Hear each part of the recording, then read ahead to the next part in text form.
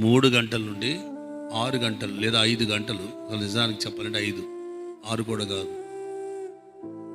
మధ్యలో ఎప్పుడైనా ఎవరైనా లేపినట్టు కానీ, కల వచ్చినట్టు కానీ, ఉలుక్కు పడినట్టు కానీ, స్పర్శ తగిలినట్టు కానీ, చల్లటి గాలి మీ మీదకి వచ్చినట్టు కానీ, మీరు ఉలుక్కుపడి లేచినట్టు కానీ అయితే దేవుడే మిమ్మల్ని ప్రేమించి లేపుతున్నాడు. ఎవరు లేపట్ల, దేవుడే. అప్పుడు నువ్వు లేచి ప్రార్థన చేయమని, ఈ శోధన రాబోతుంది, తప్పించుకో. ప్రార్థనే దానికి మార్గం.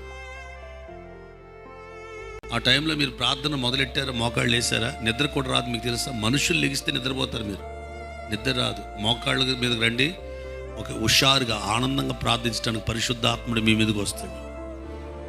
పిల్లల భవిష్యత్తుకు 2 కారణాలు బైబిల్లో.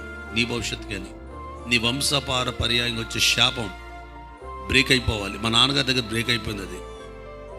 మా వంశపార పర్యాయంగా వచ్చే శాపం మా నాన్నగారి దగ్గర, మా నాన్నగారి ప్రభువు దొరకడం వల్ల అది బ్రేక్ అయిపోయింది.